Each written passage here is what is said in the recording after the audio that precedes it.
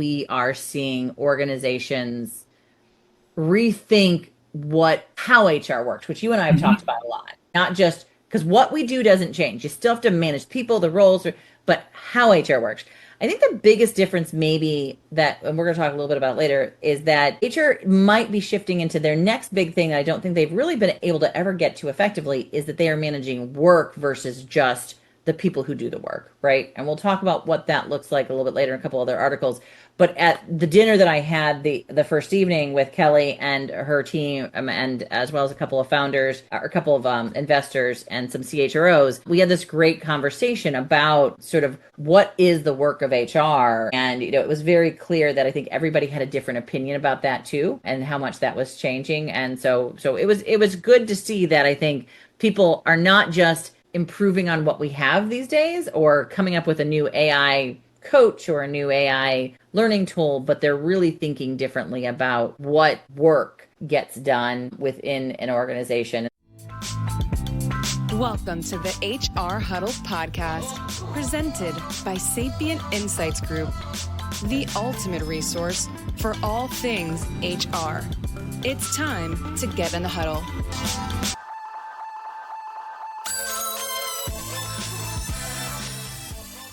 Welcome to Spilling the Tea on HR Tech, where we focus on the hottest HR tech news everyone needs to know to be in the know. We break down the news of the week and help you make sense of what it means for our industry and how it can impact your organization. We're recording today, which is March 27th, 2026. Do you have your taxes done if you're in the United States? It's coming up pretty soon. We got Easter, I think, vacation for everyone, spring vacation, depending on where you're at. So it's a busy week for a lot of people. We're bringing you all the news that you can use this week. I'm your host, Stacey Harris, the Chief Research Officer and Managing Partner for Sapient Insights Group. We are a research and advisory firm if you haven't worked with us previously. And joining me today for the conversation is my co-host, Stevenson, Director of Research and Principal Analyst for Sapient Insights Group. Cliff, welcome to the show. What kind of tea do we have today? Is it a spring concoction? Is it? Yes. What do we do? You up for those taxes? I was getting a little nervous when you started off with tax day. I was like, okay, maybe it's front of mind because I know I'm going to have to ask for an extension, right? So we got relaxing sort of floral teas for the spring holidays, but also lots of caffeine, lots of excitement. It'll be pretty interesting today. We're going to be talking a lot about expansions to platforms. I feel like we recently did a systematic breakdown, a quantitative breakdown of everything we talked about in 2025 to see, there were certain periods when we saw a lot more M&A activity and then a lot more periods where we were talking about sort of the expansion of AI into other types of platforms than just the larger ones. I would say that, the first quarter we saw a lot of M&A activity, and it's interesting. Now we're seeing it of existing platforms, and I think that'll be reflected today in some of our stories. So lots of funding. Get your checkbooks out. It's a pattern. There's pattern. Like no matter how much we try and get away from it, humans love our patterns. They sometimes break. We got a few of them that are breaking, but they do love our patterns, right?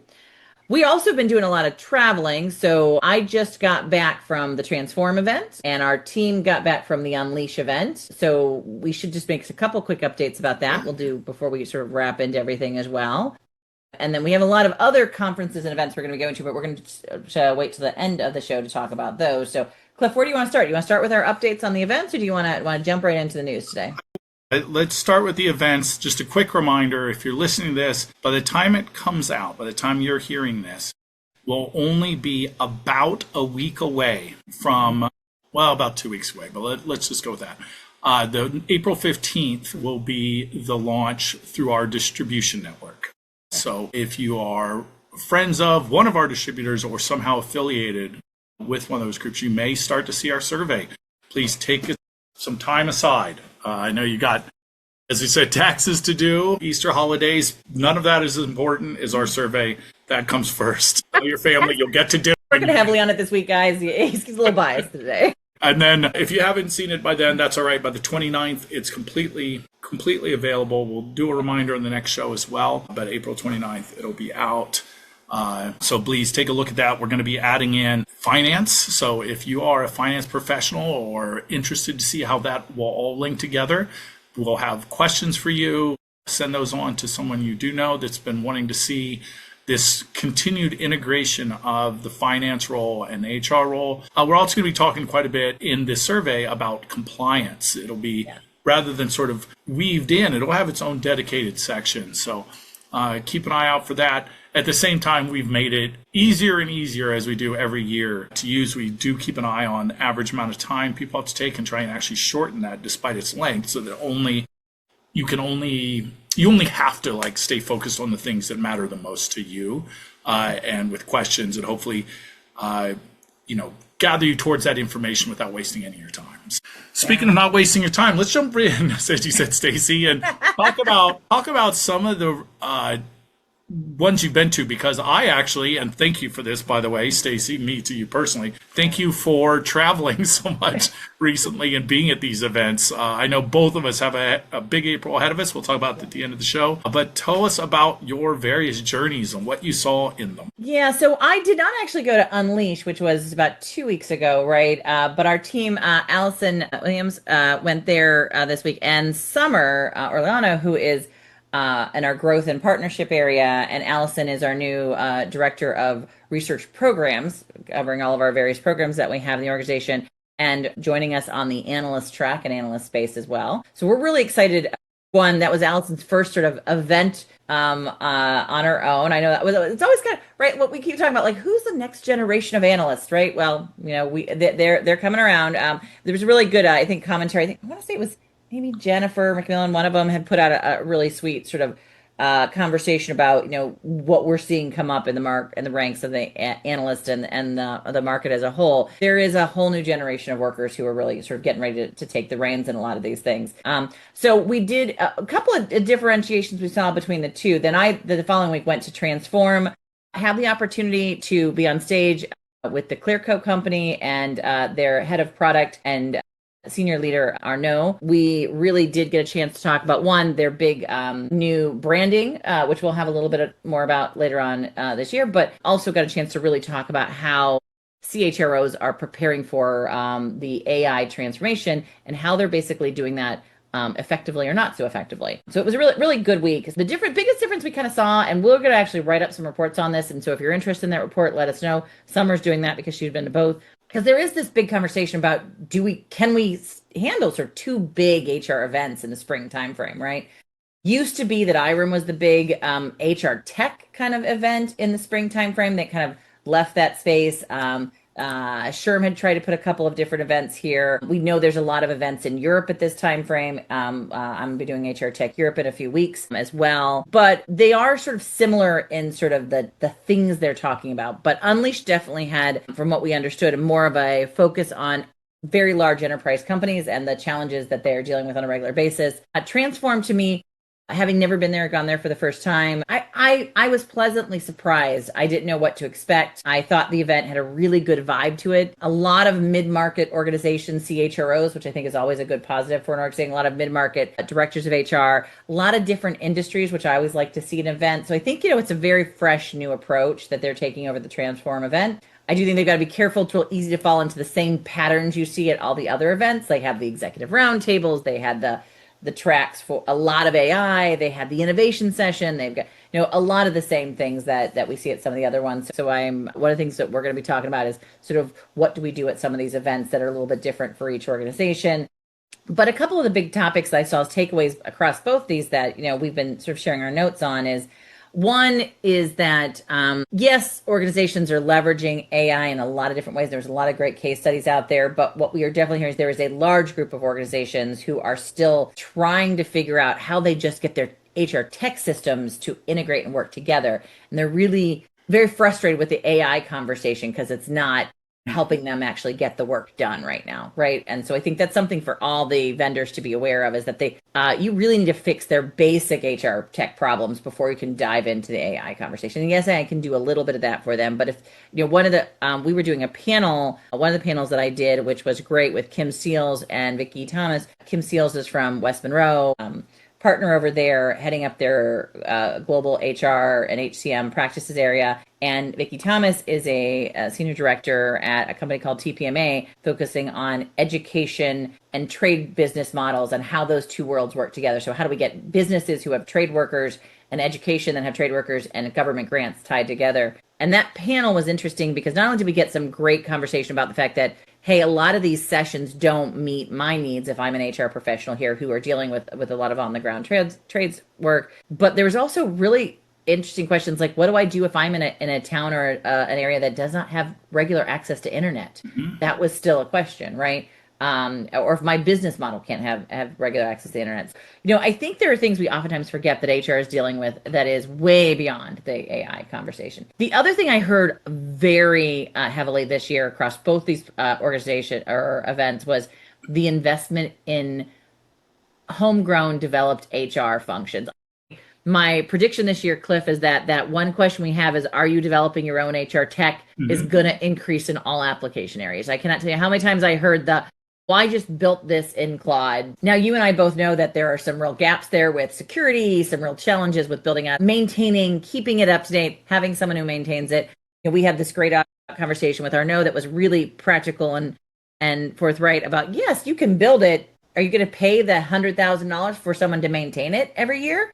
By the way, it's cheaper just to buy the application that we're maintaining, right? So, I do think people sometimes overlook the idea of building, but there was a lot of that this year.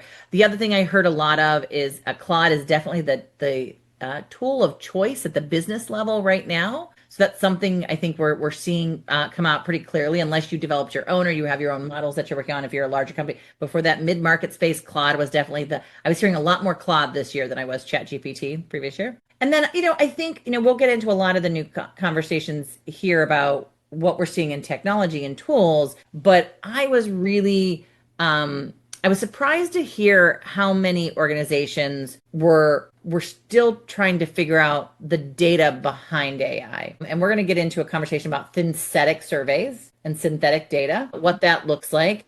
Because again, mid-market, I don't have the big benchmark. I don't have a lot of companies. One of the people says, well, we benchmark things for people and they only had 80 customers, right? 80 mid-market customers. I said, how do you really we started this back in the big data conversation, and now it's happening in AI because you can't really use AI against a very small data set unless you're really good at what you do, right? So we're going to talk about sort of quality data versus big data, and we've had that conversation well. So that was the big topics, I think, at these events. There was also a lot of government announcements that we're going to get into too at Transform, which I thought was a very thing. Unleash had some really big speakers at it that I think people were very excited about. They did have a couple of big speakers at Transform, but I, as usual, did not get a chance to see all the speakers because I'm out running around talking to everyone. So we'll talk about some of the other people that we met throughout the event this today. So long way of saying it was busy. Oh, and then 321 Coffee. We did have that the previous week. That was even more important to me. 321 Coffee had its celebration of 321 Day. I will put a big post out about this week because I did not get to do it last week because of some personal things. But we did a blog on our website about it. If you are trying to figure out how to help your organization really create an inclusive work environment and leverage a workforce that oftentimes gets overlooked, follow our blog, read that thing. There is so much untapped talent in this market because we oftentimes overlook people who have the capabilities. So that's where I'll leave that.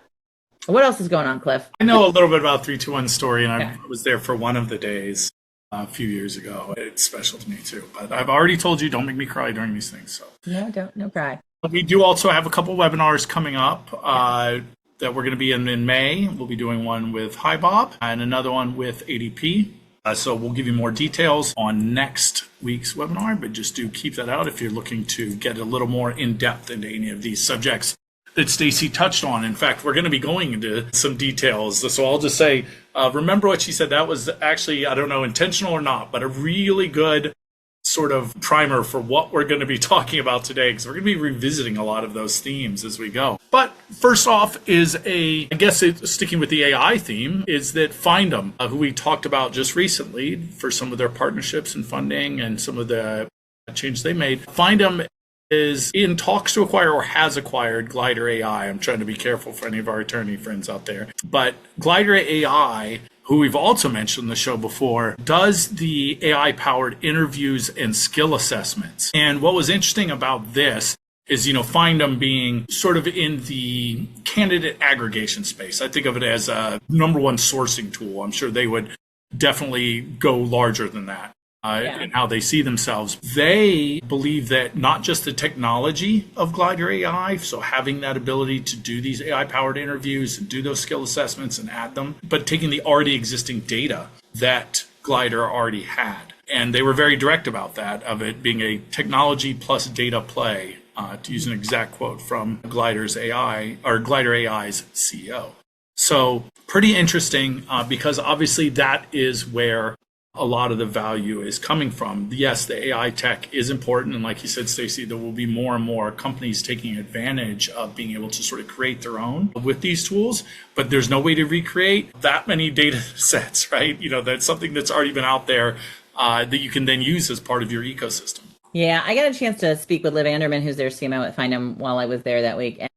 For them, I think that this was a big announcement. They also had I'd worked with them a while back, and they had a big partnership with Paychex, right? They grew pretty rapidly in the market as to sort of their status and what they're doing and their approach to sort of gathering the data and integrating the data in a way that I think people can access it from all of that candidate information, from all the possibilities and talent pools, right? There were a couple things that she let me know that I did not realize. They not only with the Glider acquisition does that give them sort of a deeper dive into that space, but they also had just recently sort of moved into sort of the contingent workforce space as well, which I think is a really important sort of connectivity and tissue, and the executive recruiting space as well, which again, I did not realize they were doing executive sourcing.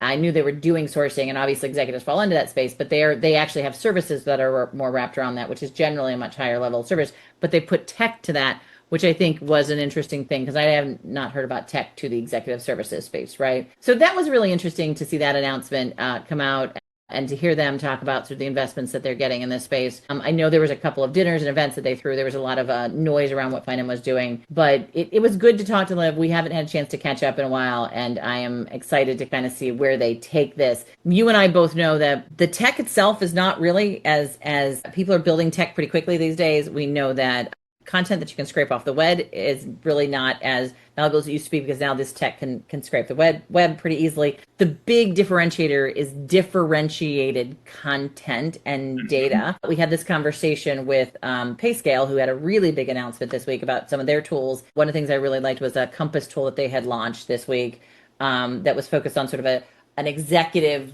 reporting dashboarding view of a sort of a rolled up their data set. But again, much like us, PayFactors, or PayScale, sorry, that has PayFactors, their big, thing is their individual survey data that you really can't get just by scraping the web, right? Liv and the team at Findem have done sort of that same thing, aggregate a lot of different data sources that you'd have to really figure out a different way to sort of get it. That would be a lot harder, and plus a lot of additional data sources that don't end up on the web that they've got inside there. So all really exciting stuff to hear.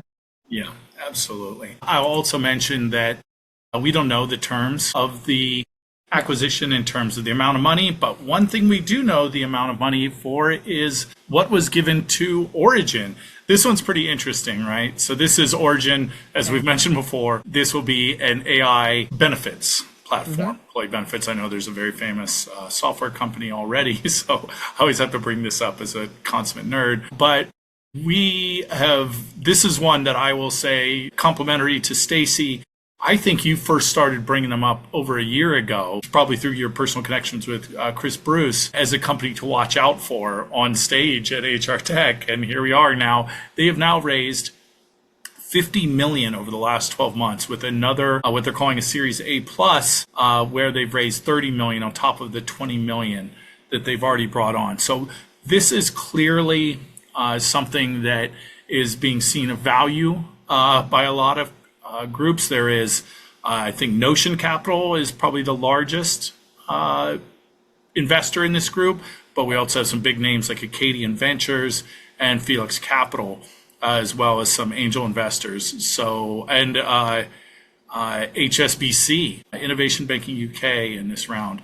So, some big names that are, no pun intended, banking on this being something of a lot of value. And it'll be one of the first sort of, AI originated benefits platforms. There's certainly platforms that already had AI, but to quote Chris Bruce directly, he said that it simply was not possible without AI to have created the company. Yeah, I think this one is really, like you said, I've been talking about Origin for a while. every once in a while, I think, because because we know how complex the world is, we can see those tools that are just gonna hit. We did the same thing with Compa. We said Compa was gonna take off, and it took off pretty rapidly. Charlie Frank and his team have done an amazing job there. But with Origin, it's funny. Acadia gets into those, but I don't think they're investors the first time we're talking about both of them. So let's just say that to our good friends over there. But I will say that the thing that Origin is doing is, because again, Chris Bruce had created and it's international benefits, right? An international benefits platform a while back and sold that to Mercer and it very effectively. What he's doing here is a view into international and overall benefits, so people can understand their spend, where it's being utilized, all of that kind of data, which is a lot harder to do. And particularly he's doing it through AI because basically they're reviewing contracts usage, all the documentation right now that's kind of was so hard to get to because it was locked up in kind of PDFs and things that were just not easy to access. A lot of their magic is in OCR technology, right? And so I think you will find that there are organizations who are focusing on the harder parts of the business are going to get the most out of AI, especially if they do it effectively, right? That's right. Yeah, I think, we've mentioned this before. We've definitely moved away from this idea of we're just sticking AI on everything, right? Yeah. Just because we need to let's solve actual business problems with AI. And I think this is also interesting because you had brought them up, like I said, over a year ago, maybe, rather than just sort of rushing to market. They're building up and really trying to focus on the what maybe not as sexy as some of these other ideas, but the idea of that visibility into that spend and basically the ROI, which has been a big sticking point for some AI companies. And to say we're focusing on that first is very interesting and telling, I think. Yeah. And then another organization I think that we are mentioning here, and I just noticed the notes got cut off, so I will re-add those back in, Cliff. I'm not sure. They're back now. Are they back? Okay. All right. I was like, all right, where did it go? Is NovaWorks the company you're speaking of? Yes. Yeah.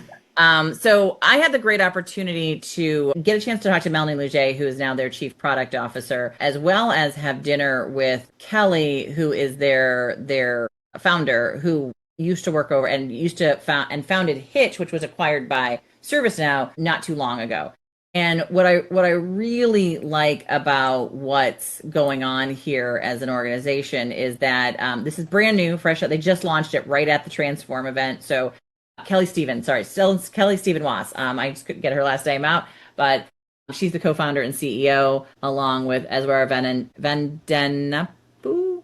Cliff, you're going to say that name better than I am, who is her co-founder and CTO. But Kelly has successfully exited, I think, 2 organizations previously, sold them out to organizations. This is basically, right now, it's an AI-driven sort of self-service solution, an employee self-service or manager self-service or HR service delivery solution that is focused on kind of managing the entire workforce, which includes your human workforce, your agentic workforce, your contingent workforce, and all the other solutions in between. It is native AI. It is built off the ServiceNow framework platform, and I'm very excited about where this might be heading, right? There's other opportunities, I think, for it to expand into a broader HR solution. Right now, it's very, very agentic focused and sort of understanding how all that works together. What was interesting was in seeing sort of the conversations happening in the market.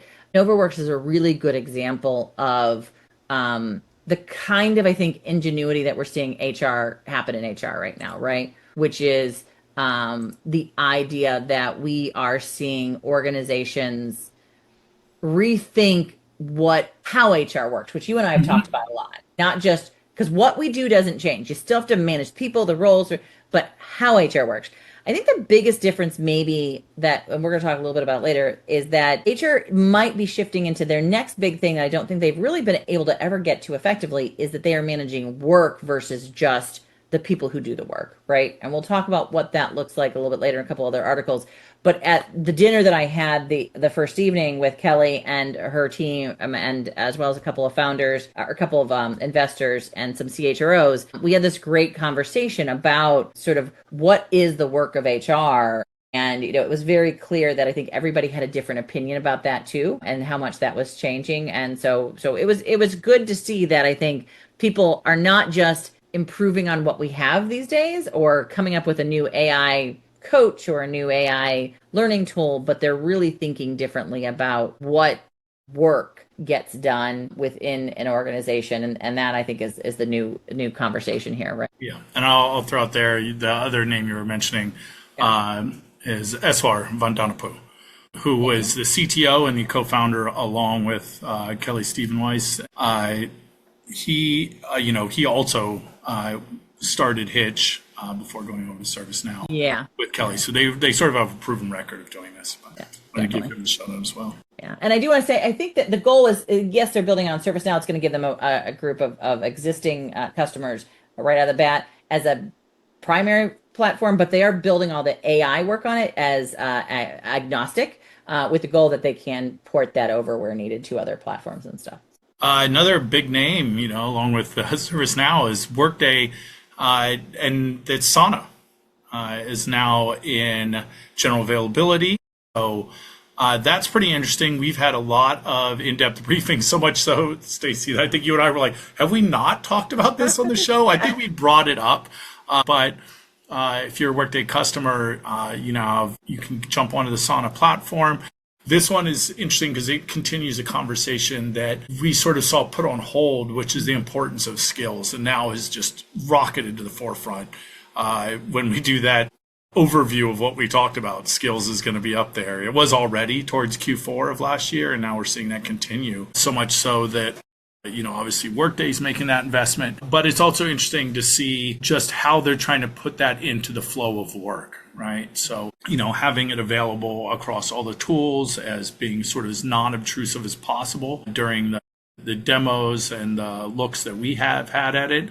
I think that is what they're going for here, is to just make it accessible rather than just sort of a separate platform you have to get into. And obviously it will have a very large agentic model as well to help connect it across all of the disparate Workday platforms, kind of getting it, hopefully helping grow this platform cluster model that Workday might be struggling with a little bit. Hard to say. Yeah. And the setup of this is very no code, low code with workflow models and everything. I think the one thing that Workday is going to have to be very careful about, I think we're hearing it very clearly in commentary online, is the cost issue. Yeah. We're hearing over and over again, people are not thrilled with the costing model that is happening around a lot of this technology. And especially when the current system needs some updates. And I just can't emphasize this.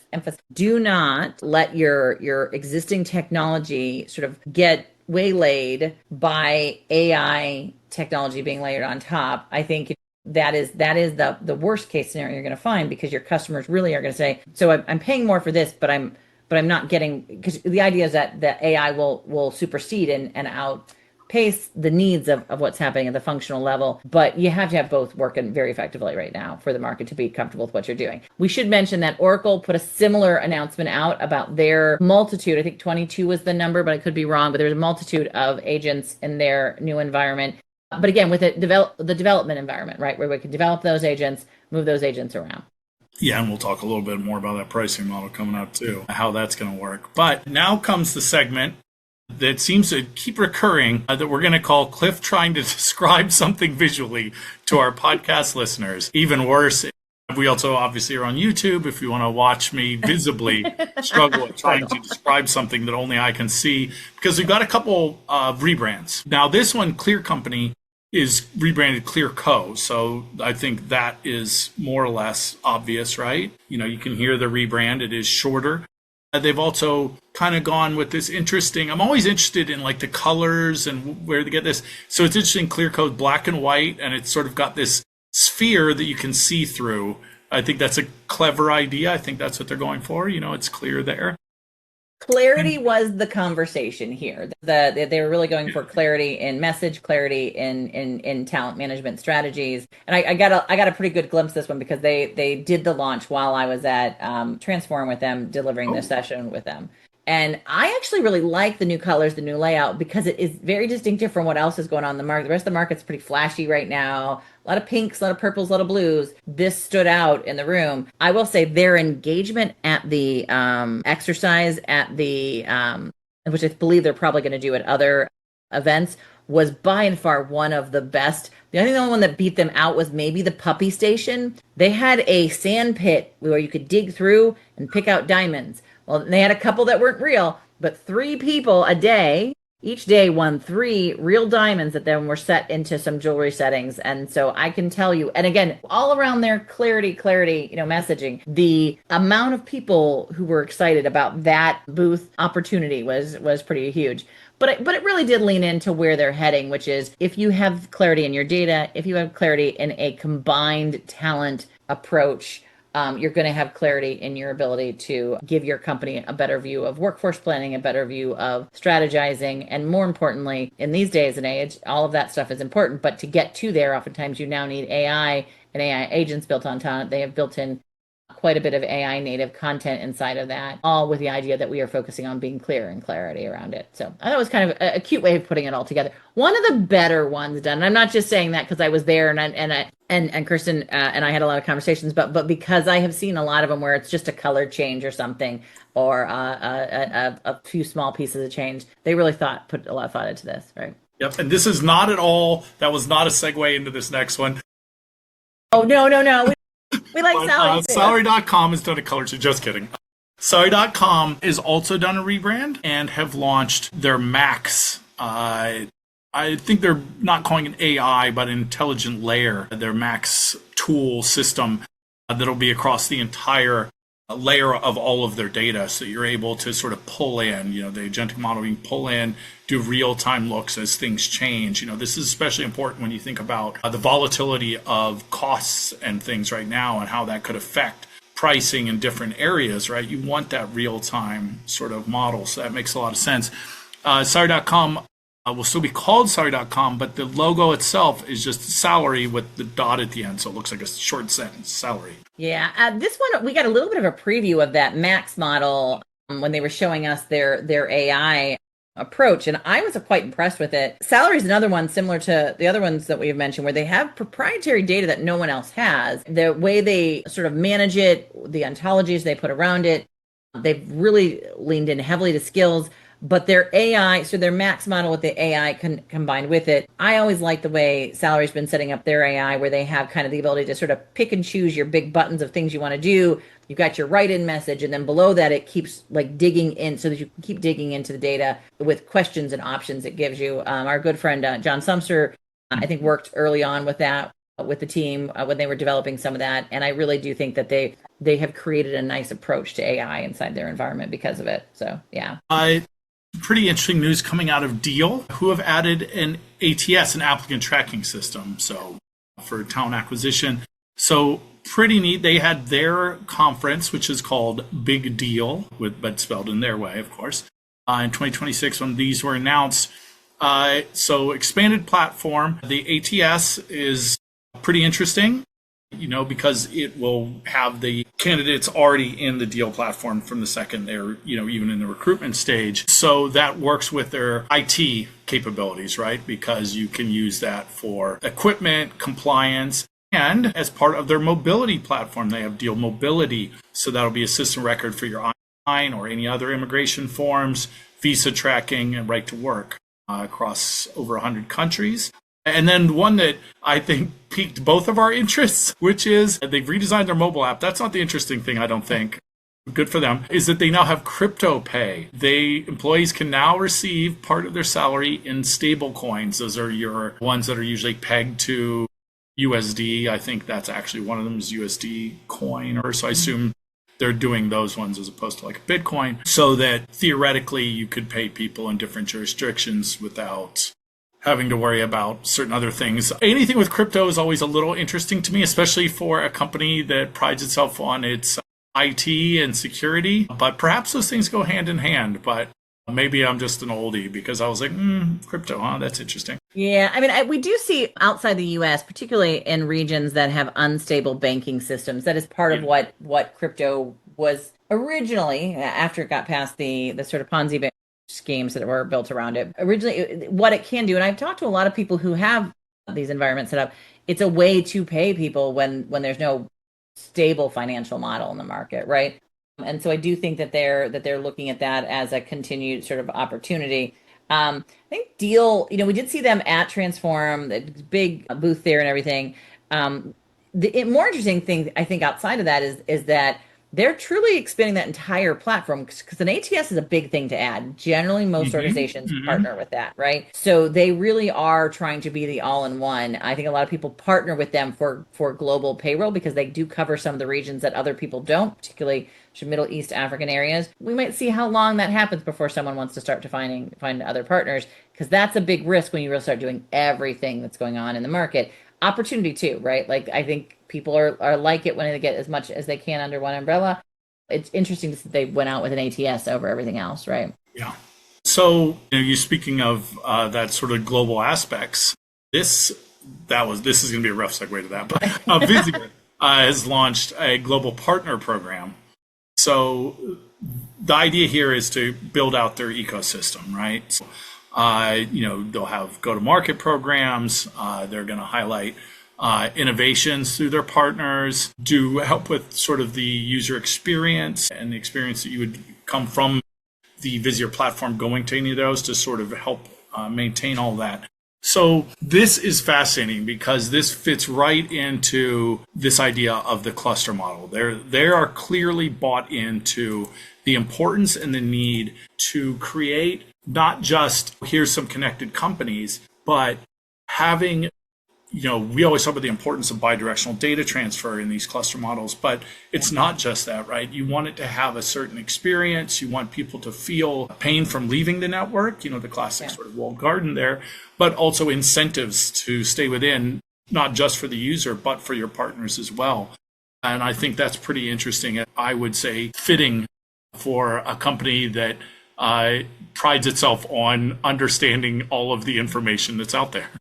Yeah, the platform cluster conversation was a big conversation this week at Transform. We heard it a couple different ways and in a couple different places. This one I think is a really good opportunity to think about. Like you said, it's not just the tech itself. It's not just even the two-way directional conversation or that they're on a marketplace, right? It's that relationship you're creating. And that relationship includes every organization has to feel like I'm getting a win-win out of that situation. There's something for me and something for you. If you make it too painful, that's just not going to create a good, friendly relationship. It's definitely not going to create a good experience for the buyers who are trying to part with you. So Visier, I think, is leaning into things like additional incentives, leaning into different specialized solutions that are focused on things that their customers are specifically asking for, industry-specific plug-and-play innovation. Like those are the kind of things that they're putting in here. And I really think this is a good direction for them because Visier is one of those organizations that also create, is a big part of other people's ecosystems. And so you really have to think about that very, very carefully, right? Yeah, and I think also it shows that they've been working with a long time because they specifically call out allowing these partners to leverage Visier's workforce AI solutions to connect talent to outcomes. Don't know where they might have heard that phrase for, but, joking aside, this idea of taking these AI platforms and actually proving the value of it, that is the next step. And they are quickly jumping on that as that can be the value that they bring, is say, look, which of these tools could possibly actually add value to your organization rather than just add capabilities. So you briefly touched on this idea. This one is of special interest to us, but I think it should be of interest to a lot of people. This is from Qualtrics. They've added synthetic panels. What does that mean? More or less what it says on the tin. These are panels, meaning groups of quote unquote people. Normally when we say panels, we would say this is a group of people that we would go to and ask a certain set of questions to, right? You would want them ideally to be made up representatively of the larger group that you're trying to get information from. Sorry to get to survey wonky, but this is kind of important because we're going to talk about the capabilities and roadblocks as well of this tool. But it still is interesting. So they have made synthetic panels, meaning they will be AI. Artificial intelligence, probably in its truest sense, of saying this will be a representative sample of a certain group of people. And let's say you ask them, how many of you have bought running shoes in the last year? Rather than going to a group, you would go to this panel and you would say, I want this to be representative of Americans between the ages of 20 to 40, right? And then 60% of them said they bought in last year. And you go, okay, now then of course, the $1 million question, quite literally $1 million question is that accurate? And I will say that they are Qualtrics is very direct about the limitations of the system and ways to work with the system within their own public site of saying, here's the type of questions you can ask, here's what you can expect, here's how we would expect you to use this for your best possible outcome, and also be transparent that if you are sharing this information that came from AI and not from humans. When you say 70% of people, like you might hear from us, we are always careful, 70% of respondents say this. Then you would have to say, okay, well, 70% of this synthetic panel said this. But it was pretty interesting. And Stacey, you actually said that you had some very spirited discussions with some investors. Finding a great career has always been a challenge.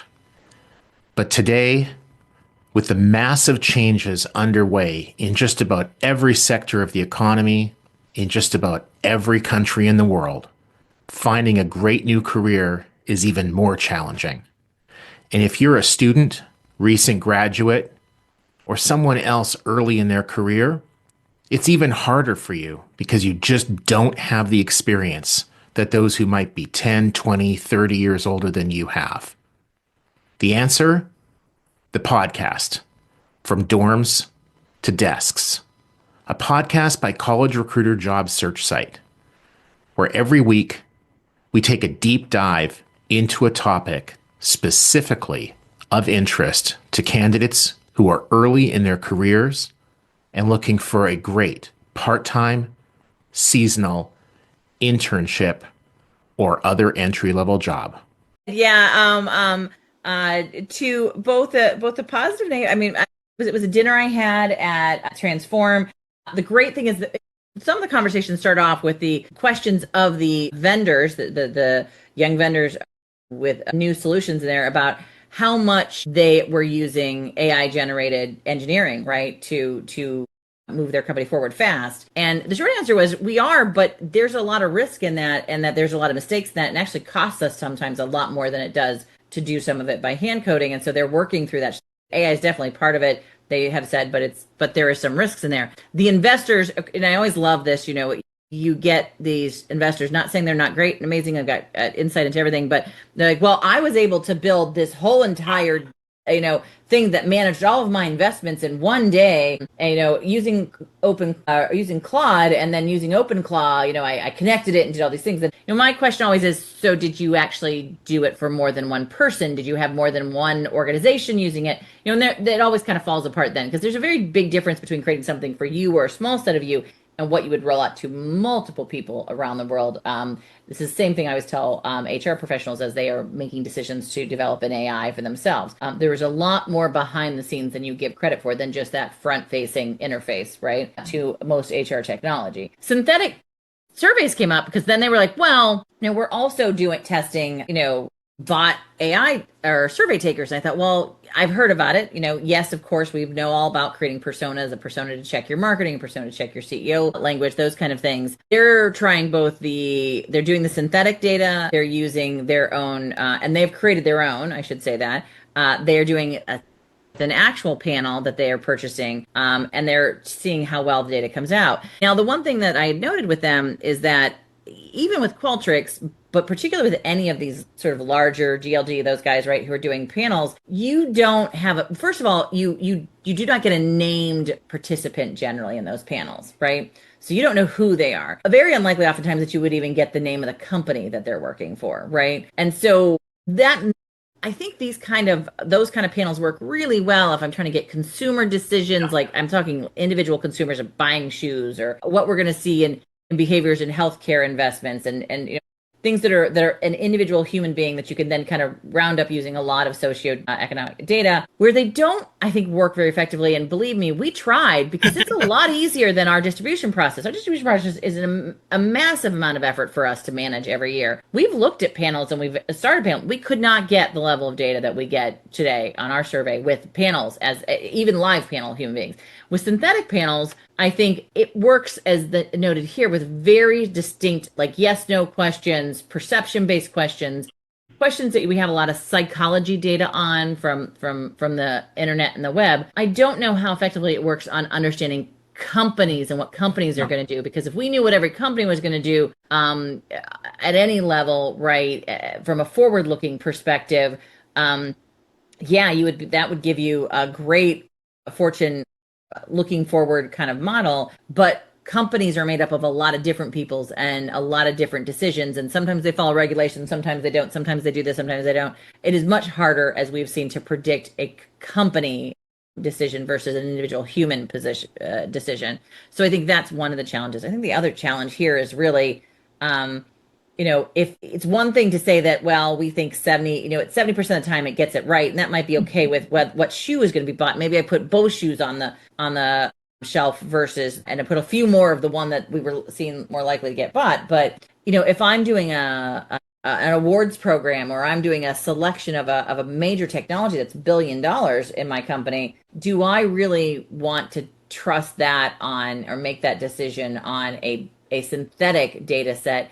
And are you as a buyer okay with that? So I'd love to know the audience's, perspective on this. Are you as a buyer okay if a synthetic organization tells you that they like a technology better than you, or that they would buy a technology because of what everyone else said? Because that basically means that the historical data would be the precedence then, and newer tools would get a lot less play then, right? And I think that's just it. It's one of the reasons Stacey and I often bring up our practitioner background, because it's one thing to say, yeah, 60% of companies have this benefits platform or whatever the case, but we both know that oftentimes those decisions are made by, especially at small businesses, well, that's the CEO's cousin, or that one is just, we had a bad experience in the past, we don't use it. There's organizational sort of preference or memory that can't really ever be predicted, even by randomization, because there's just the people factor really does matter. Combined with the business, right? Like, I think that's the piece that I think is the big part of that. But that being said, like you said, there are certain types of questions where we're basically just using it as a mathematical model of saying, give me, knowing what you know, what do you see as being likely for this particular thing?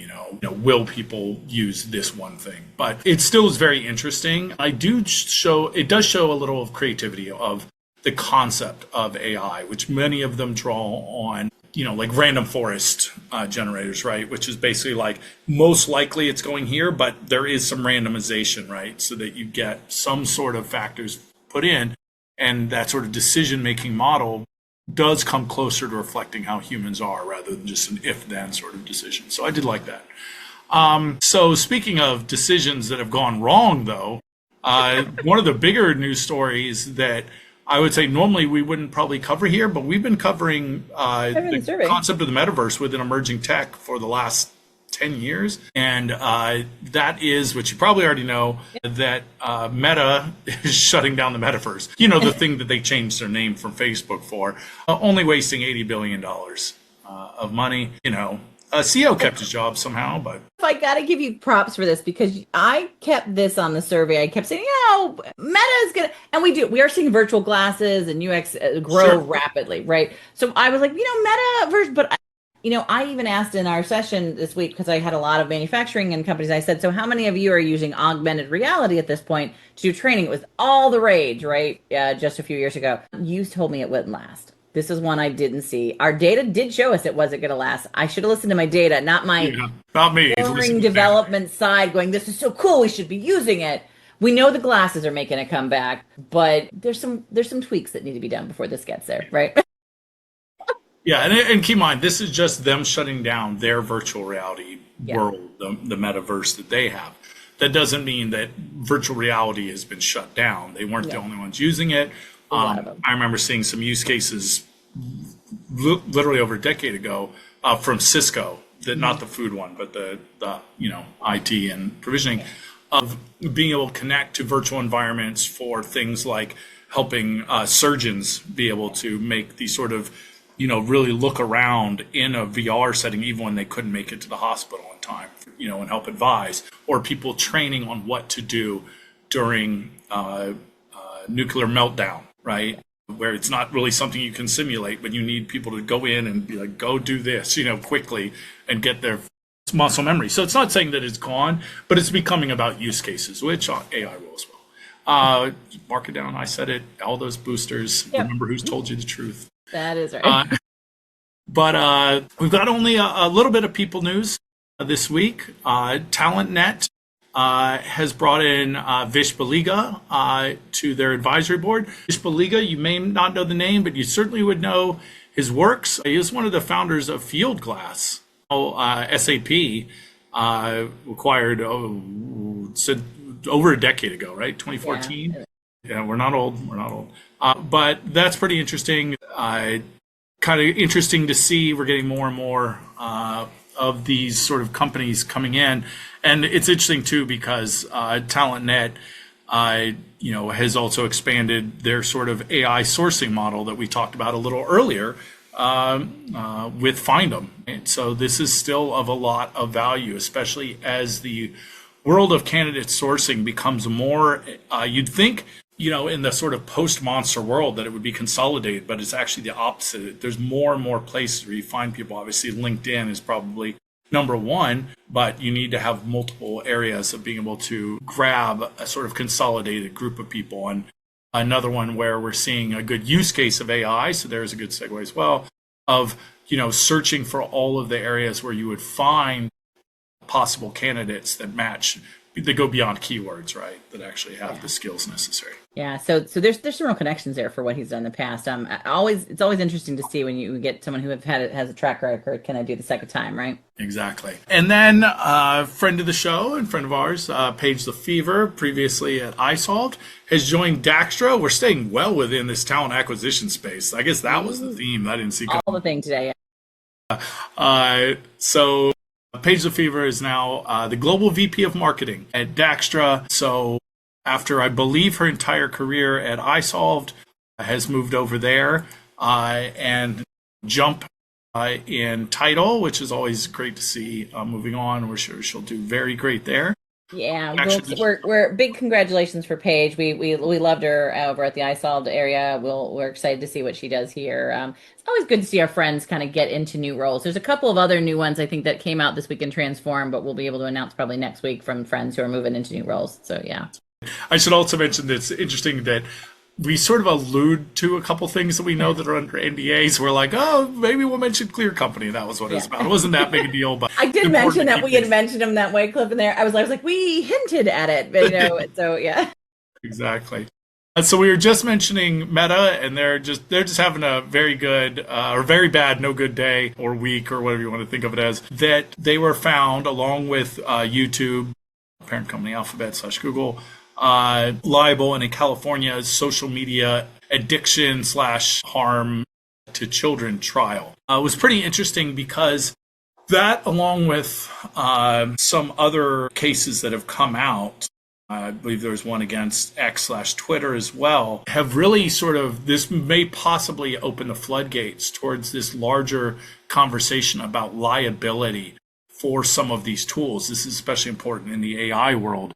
And Stacey, you went even farther than that when you were talking about this, that really it's a huge factor in future SaaS and tech as well, not just AI. Yeah, for years, and due to several earlier sort of judgments, we have basically said if I put out a technology, Facebook, all of them have been able to, the technology that the content is on is not liable for the content or the work that's being done within it, right? And this kind of mixes that picture between functionality. So basically, they've been very clear that Meta's being held accountable for its functionality that it put in place, because that was very clearly associated with addictive personalities, and they actually built it towards that, versus the platform, which has always generally been protected. That's why we have, there's been a lot of, freedom of speech and pornography and challenges around those things, because the difference between the platform and the content that's on it. Now, enterprise systems and SaaS systems have always kind of walked that line because they do both functionality and they do content. Are you held accountable for what it does, what it says, where it's at, right? And this opens the door for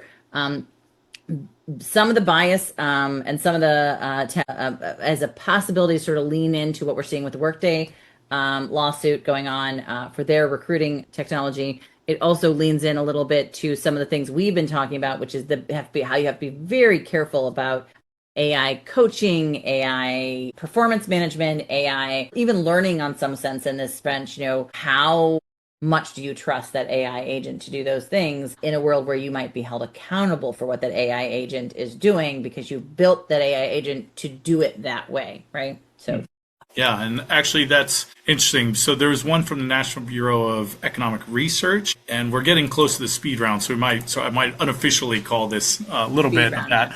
But this was called Firm Data on AI. They actually, the NBER has released a few papers on this recently, and one of the authors, Nick Bloom, Stanford professor, did a nice summary, and some of it was about what you'd expect and in line with our own research, in that individual AI usage is rising, and that among C-suite, especially CFO and CEOs, usage was around 75%, but it was only 1.5 hours a week. Now, I would argue, if I were pro AI, that actually proves its value, that they're not, if they were spending 20 hours a week on AI, then it would be like, well, then what's the point? But what was very interesting is that CFOs and CEOs reported little net impact on productivity over the past 3 years, but yet they predicted large positive effects on productivity, expecting to go almost 1% a year. And I'm like, based on what? But I guess that's all there's reporting, is that people expect it to one day be valuable.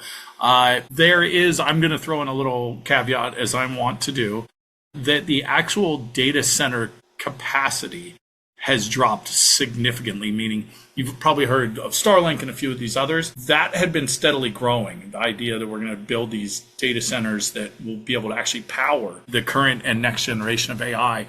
But that has dropped significantly, lower than it had been for the last 2 years, in fact. Last 3 years, sorry. Meaning it's basically, we're saying we're going to stick with what we have, because these things usually take about 2 years to spin up. So it's not going to be that rapid growth. I think besides the most hardcore of AI boosters, most people have understood that, like, we are now in this holding pattern of figuring out what is the value to our organization. Where's that ROI? That's the word of the day if you want to go crazy. Pee Wee Herman fans rejoice. But I think that that's kind of proof of it, because, right now this is all either being subsidized or coming through private lending. And eventually, if we're saying 3 years have not shown us any value, it's going to be hard to get investment for those next 3 years, despite this idea that it'll add productivity. But that's why one of the reasons on the show we talk about use cases, just on and on and on, and hammer this idea of what is it you're trying to solve? What is the business case that you want to help with? And then you will find some value. And then you have to make the decision of what will that cost be, because that will definitely be something. But all about it's going to be the balance. I always tell everyone, I'm like right now. Yes, AI is the story. The conversation will be, can we afford the AI, which we've been talking about for a while. yeah, the government stuff here, yeah. Yeah, and as we move it, so one of the big announcements that was made at Transform, I thought Samara did a really good job. Jaffe, who runs Transform, and Callis, who's her partner, did an amazing job getting this announcement built into their event, along with the our REIST, which is the company that did some of the work for this. But basically, Taylor Stockton is to make sure I get the Chief Innovation Officer of the U.S. Department of Labor, was on stage. He works for, many of you probably know Keith Sunderling, who we have known for a while, who's the Deputy Secretary of Labor. He works underneath him. But he made this big announcement that they are doing. The initiative is basically Make America AI Ready, which was a texting training program that they're rolling out to every American that will do 10 minutes a day over 7 days that will help you understand AI. Now, I'm happy to share the text. It is, you text to 20202 and you will start your own 7-day, 10 minutes a day training session. I had a good conversation with Mike Bollinger, who is a good friend of the our REISTA organization. I did not get a chance to go over and talk to the REISTA team, but they do sort of this great sort of texting training model. It was interesting. I had a bunch of manufacturing leaders there who were talking about how they have to work with their labor union contractors or labor union workers, representatives. Sorry, get the right words right. It's the end of the day. They basically said the only way they talk to them is through texting. So they were actually really excited about this sort of text message training. They were actually going to go back and give it to their labor representatives. But this, I think, as I put in my note, I mean, it was a great announcement. It is nice to know that we are investing and doing some neat things like this. I always have, will there be proof in the pudding? Will this get people interested? I don't know. There's a long way to go, but definitely we are seeing it double down in the government. Now, at the same time, we had conversations about a lot of AI for trade businesses, grants and tools that are being put in place by both the government and private sector. Our panel, we talked about Libby making a investment in, I want to say, the Illinois area. They're the pharmaceutical organization. They're basically doing, giving every university in the area a grant to do AI training for students, specifically focused on sort of that healthcare space that they are in. And that was an interesting conversation to see how they're giving endowments and grants in that area, because they're very worried that we are just not going to have the capabilities here in the States that we need to do this, right? Yeah, absolutely. Now, these next two stories are pretty interesting, and they relate very much to AI as well. And they're kind of talking about these big shifts that are happening because of that, right? We talked about the government influence, but something that you sort of alluded to at the beginning too as well, just the idea of transforming just the concept of work slightly in the world of AI and just how this should all work. So there were two stories, one called Who in the C-Suite Should Own AI from the Harvard Business Review, and one called The Case for a Chief Work Officer. That was in Time. And both of these are interesting. I had not heard this term that you told me about, which is forward engineering. But the idea being that, if we're using AI, does that fall under the chief people officer? Is there supposed to be a chief AI officer role, which we've seen? The HBR article specifically calls out ones at Dell, Pfizer, and PwC. This idea of a chief work officer sort of encompasses both. Also, it encompasses both, because one thing we're very clear of is that IT still needs to do IT, right? Mm-hmm. But yes, you are right. It definitely has this feeling that there is a role of someone who looks at both agents, contract workers, employees, which is what we just talked about. Sort of NovaWorks is looking at, right?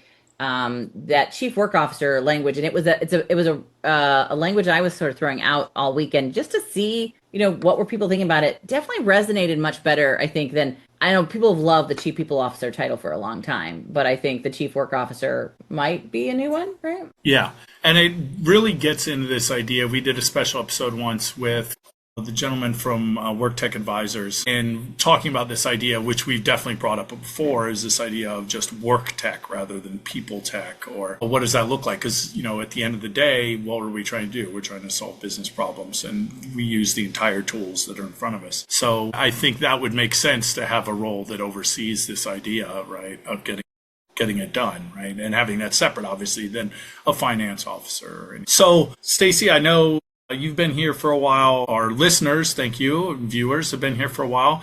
So let's get into the speed round if we could. Yeah, real quick, I do want to make a call out on these two articles we're going to mention, just to note that Athena, just a shout out to Athena Karp from Workday. She's actually, I think, highlighted in both of these. And I just want to say she was one who shared them with me for the work that they're doing in sort of architecting and really fundamentally working at a deep level with their customers on sort of how AI gets used at a very functional level. And some of these came out of that dialogue and the work that they're doing around that. So I just wanted to shout that out on those. I also need to make a correction. I said Libby. It was Eli Lilly, the Lilly's Fund, for which makes a lot more sense now that I'm like, the medicine company. I'm like, Libby. Again, been a long day, guys, so bear with me. It is the Lilly Endowment Fund for artificial intelligence in higher education. So was that. So let me just make that. Okay, but also long week, Stacey. Like I said, you did the traveling. You've been in Vegas, which will our favorite place. But you having all these insights has been really great, because instead of just being like a disembodied story or something that we're just opining on, you're like, no, I talked to them directly, and here's what's going on. Here's the conversation that's happening. And as Stacey mentioned earlier, but we love to involve you guys in the conversation, you all in the conversation as well. So feel free to jump in. Many of you do on our LinkedIn comments, and we always appreciate that. And for the speed round especially, because we won't get as much time to talk about it. So if you hear something here you'd like to know more about, we're more than happy. So one, we just talked to them today, and I just thought it'd be fun to bring up, is a new company that we met with called Huckleberry that does AI-assisted executive, but possibly expanding out coaching, right? Of almost in a very personal sense. You literally talk and it talks back. One of the few that do that, so that you could, bring up some things you're trying to work on, communication styles, advice, or just development. So pretty interesting. I think both Stacey and I were both intrigued by the name, which is cute, but the origin of the name, which actually comes from Tombstone, 1989. I got it 1993. Yeah, close Val to Kilmer, it. Yeah, I'm your Doc Huckleberry. Holliday, Val Kilmer, Yeah. I'm your Huckleberry. The We idea say being, it, you all know it. yeah, but the idea being like the concept, the saying, I'm your Huckleberry is I am the one that can sort out what you need. I'm I'm the person. person for the job. I'm just right for you. So that was pretty interesting and good to see that they kept their colors. Speaking of branding, in that Huckleberry color. Since we mentioned SAP with Field Glass, we'll also mention SAP indicated they may go to use-based pricing. We've talked about this briefly, but we've seen it from a few other companies. We know we've talked about Oracle doing it. SAP we just talked about. Workday doing it, yeah.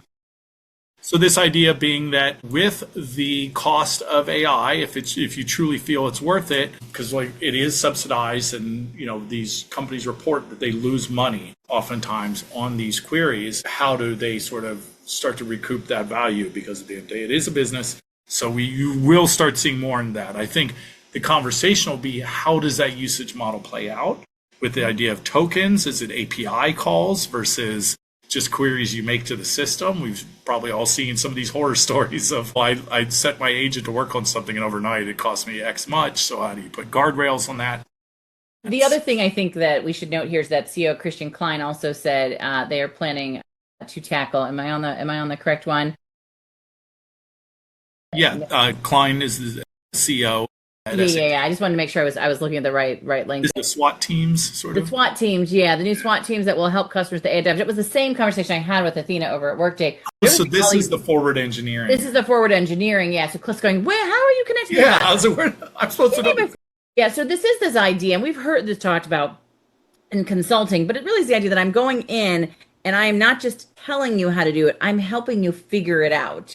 Right? I'm helping you figure out how you take all these little AI tools and make them work in your environment, which is what forward engineering is all about, which is doing more on the ground, building it out with you instead of sort of telling you how to build it out or doing it from the ivory tower somewhere. So, yeah. No, that makes a ton of sense now that I hear the term, because, normally the engineering happens in the background, right? We sit in our companies, we've done this engineering. Instead, it's forward deployed. We're there with our customers and we say, now, what is it you need built? And you're using our engineers. So, no, that makes total sense.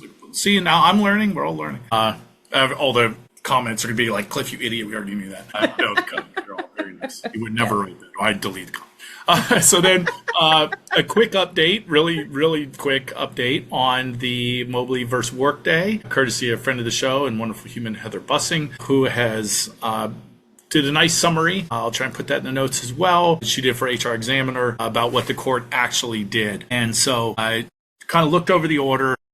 Yeah, this was pretty big. She said Workday moved to dismiss portions of the latest complaint by Mobley and some additional plaintiffs that were added to the complaint. So they got a couple things dismissed and a couple things not dismissed. So basically, we're still at a standstill on this, and we're still waiting on it. So the update really is that Workday was maybe trying to say some things weren't important in the case across the entire environment, or she had the arguments that their complaint should not be valid across all the people that were there, because there were some people that were saying that they were impacted by work, the damages that really couldn't be impacted by mental. It was more physical, and physical doesn't make sense with this environment. So there were a couple things that they did get thrown out, but I mean, the lawsuit itself is still going forward, right?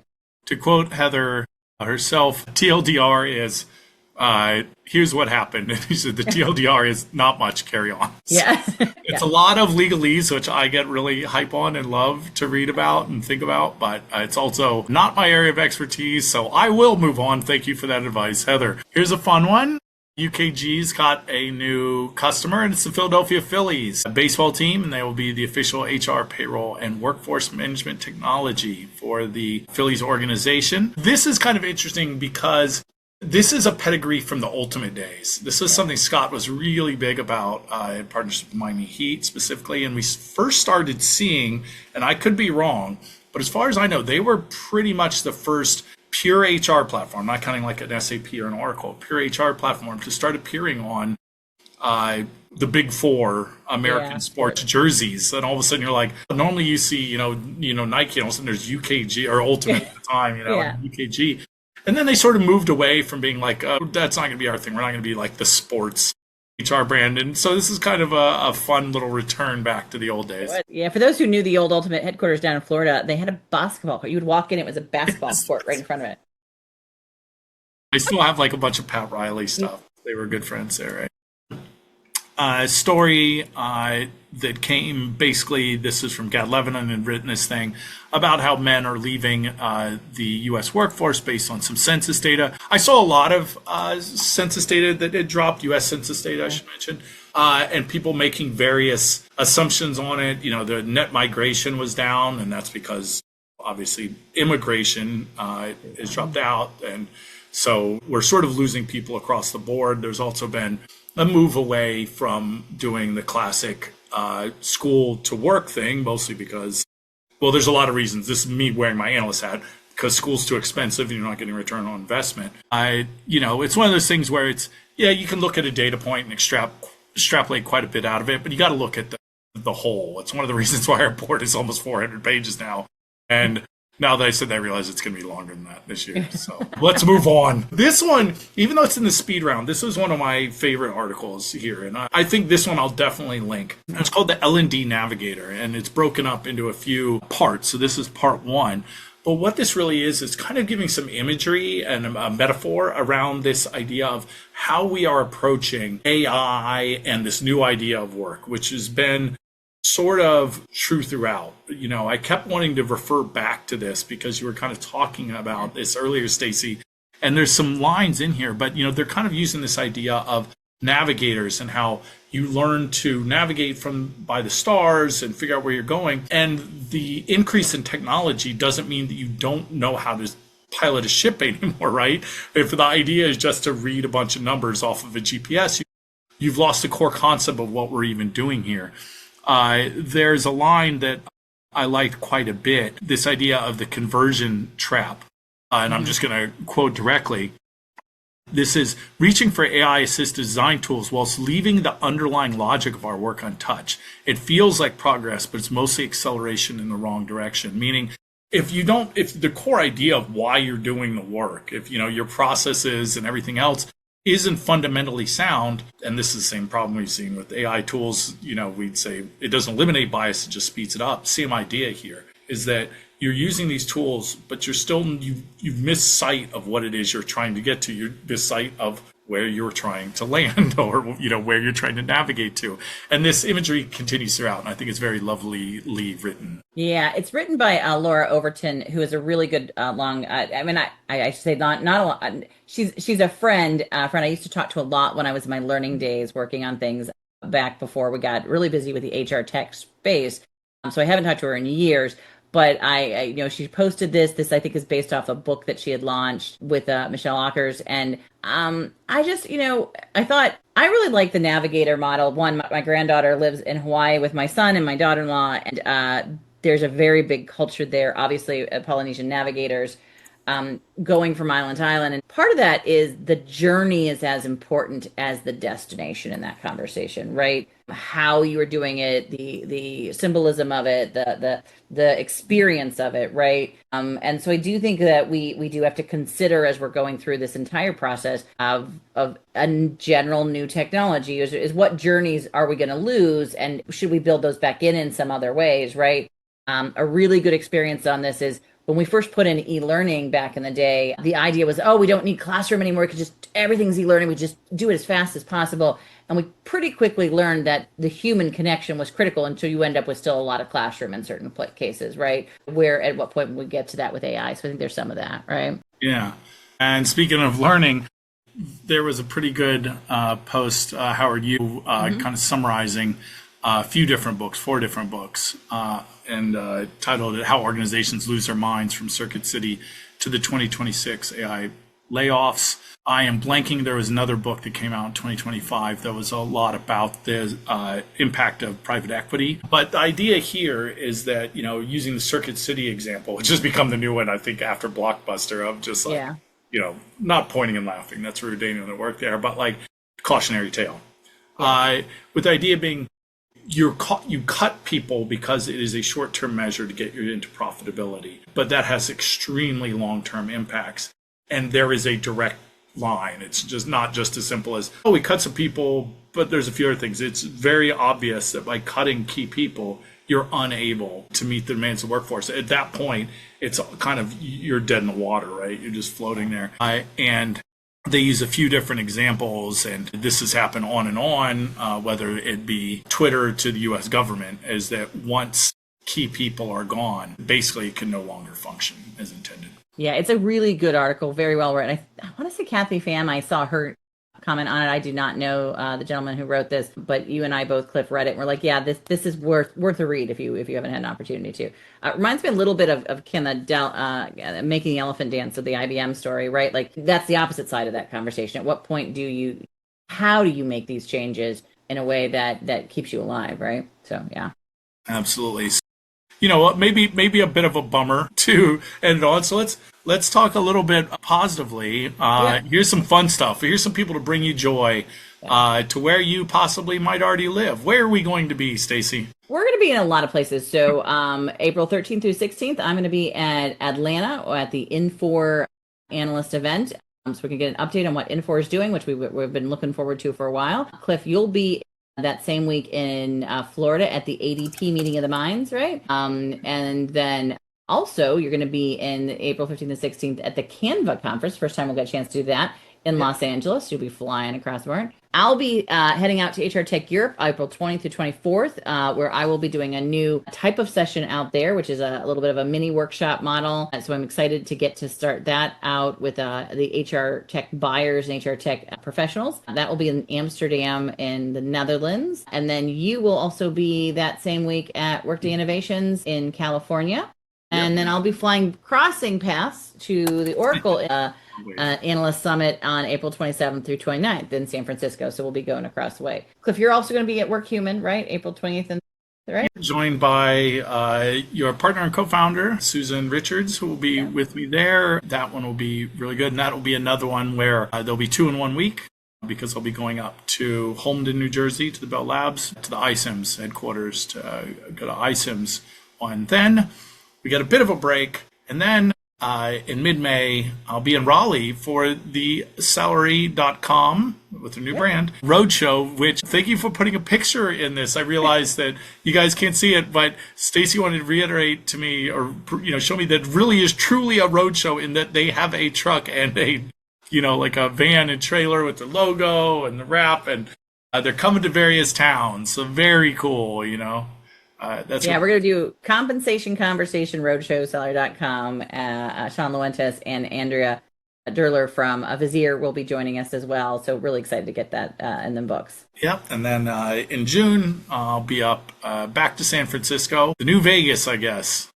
I wish that on anyone, to visit with Rippling, which would be very interesting to see you. San Francisco's a little bit better than Vegas. But not that we don't enjoy our Vegas time if you get to the right location. But I mean, Wynn is much better, let me just say, than Caesars or some of the other events. I'll take Wynn any day. Well, they're what our customer contract with Caesars. I know, yeah. Sorry. All right, guys. I know we are way over an hour today. As always, we know we're supposed to be cutting this shorter, Cliff. I'm going to blame it on you this time. Yeah, please do. So this is even making it longer. But usually there'll be ones where it's like, we may get time to talk about this, and that just means no, we're not going to have time.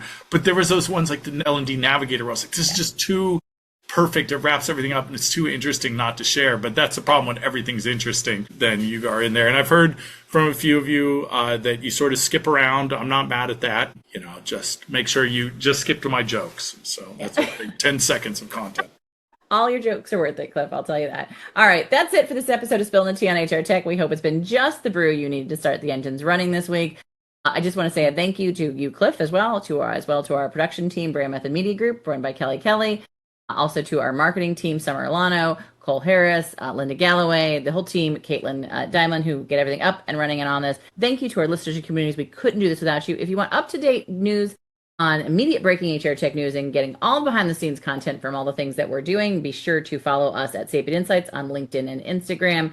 And that's it, folks. We'll be back in 2 weeks with another pot of boiling hot HR Tech updates and insights. Bye, everyone.